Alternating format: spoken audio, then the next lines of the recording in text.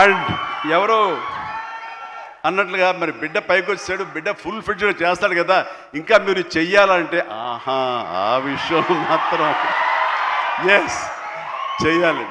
నేను అంటాను, ఇప్పుడు పని చేయటం డబ్బు కోసమో లేకపోతే ఇంకోటి కోసమో లేకపోతే ఇంకా మీరు ఆర్టిస్ట్గా పేరు సంపాదించుకోవడం కోసం కాదు.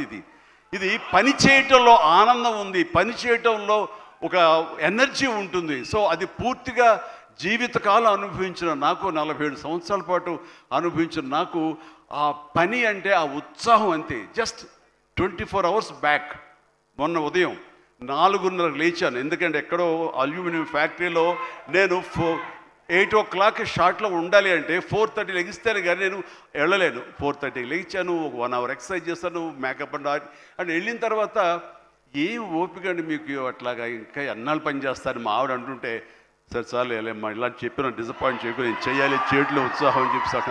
సో పని అనేది మాకందరికీ జీవన ఇది మనకి, అది ప్రతి ఒక్కరికి కావాలి, అది లైఫ్ లైన్ మనకి.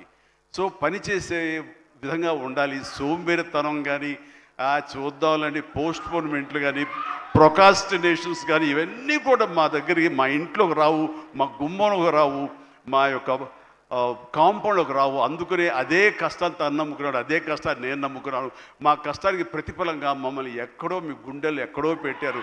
అంత మంచి స్థానం మాకు ఇచ్చినందుకు చరణ్ తరపున, నేను మా కుటుంబం తరపున మీ అందరికీ మనస్ఫూర్తిగా, ప్రజానీకానికి, ప్రేక్షక లోకానికి, ఎవరైతే ఈ సినిమాని ఆదరించారో, చిన్న బిడ్డల దగ్గర నుంచి, టీవీల ముందు డ్యాన్స్ వచ్చే బిడ్డల దగ్గర నుంచి, థియేటర్లో కన్నీళ్ళు పెట్టుకుని ఎమోషన్లో అయినటువంటి యువత వరకు, అమ్మాయిలు కానీ అబ్బాయిలు కానీ పెద్దవాళ్ళు కానీ వీళ్ళందరూ చూసి ఆనందిస్తుంటే నేను కూడా వావ్ చాలు ఈ జన్మకన్నా ఫీలింగ్ నాకు ఇచ్చాడు.